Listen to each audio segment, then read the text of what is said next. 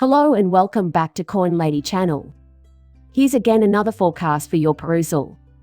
A decision in Ripple vs SEC will be made before May 6th. Now it's the legendary John D's turn. About 100 of these forecasts have turned out to be wrong. James K. Phelan assumed a decision had been made on this matter long ago. He was well grounded in his assertion, and we sailed over the deadline with ease.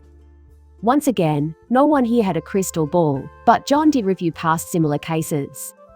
Judge Torres' decision on the admissibility of expert witnesses is expected to be finalized within 60 days. And what do you know? On May 6th, 60 days will have passed since that decision was made. Is John going to turn out to be right now? I mean, he has to at least have a shot, right?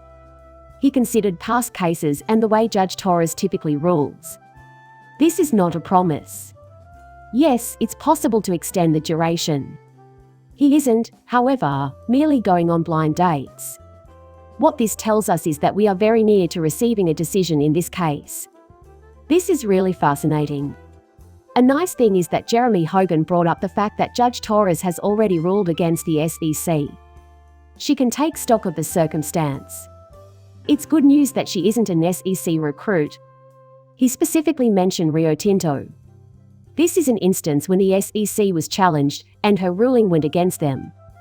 In addition to ruling against the SEC, Judge Torres' verdict was upheld on appeal. Just what was Jeremy's bad news, by the way? So, I decided to read up on this legal matter. Insinuated it, even. Apparently the initial complaint was filed with the SEC in 2017. When exactly did Rio Tinto succeed in getting an appeals court on their side? Okay, then, 15 July 2022. This goes to demonstrate, how far things can go on like this. So why do I even bring it up? You may be scratching your head and thinking, it looks like they have a dominating path to victory here, even when Ripple settles, either after a win or a loss, and before we have some sort of judgment here. They should avoid the SEC altogether. Time. The SEC has the benefit of time. Indefinitely, they can bind us. That's not something I see happening very soon. I suppose I've been making too many parallels between this and other stories, such as Block 1 and Kin, but I now see that this is its own unique experience.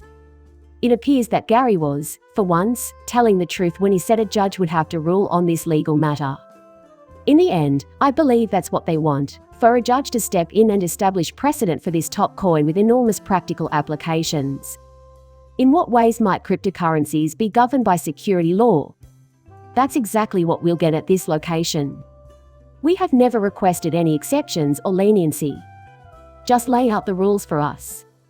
And Judge Torres, making a fair decision, will do just that. Plus, you can use it to attack other cryptocurrencies, especially altcoins. For the simple reason that the SEC's handling of this issue is poor. It took forever to get Gary Gensler appointed as chairman, and they filed the paperwork on the last day of the previous chairman's term. One of the most significant cases in Ripple history was argued on the first day, but they ran out of lawyers.